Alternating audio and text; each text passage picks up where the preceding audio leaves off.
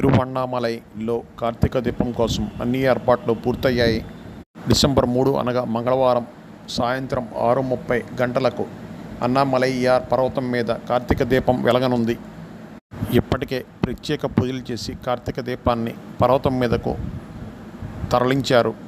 సముద్ర మట్టానికి 2668 అడుగుల ఎత్తులో ఉన్న ఈ పర్వతం మీద కార్తీక దీపం వెలిగిస్తారు. ఎంతో నిష్ణాతులైన వారు ఈ దీపాన్ని కొండ మీదకు తరలించారు. గిరిపై వెలిగించే ఈ కార్తీక దీపానికి పలు పూజలు చేసి శాస్త్రోక్త కార్యక్రమాలు ముగించి కొండ మీదకు తరలించారు. ఈ ఏడాది డిసెంబర్ 4వ తేదీ ఉదయం నుంచి డిసెంబర్ 5వ తేదీ ఉదయం వరకు పౌర్ణమి ఉంది. డిసెంబర్ 3 నుంచి 5 వరకు సుమారు 40 లక్షల మంది ప్రజలు ఈ దీపాన్ని దర్శించనున్నారు. 10 రోజుల పాటు అన్నామలైయార్ పర్వతం మీద కార్తీక దీపం వెలుగుతుంది. దేశంలోని పలు ప్రాంతాల నుంచి ఇప్పటికే భక్తులు తిరువణ్ణామలైకి చేరుకున్నారు.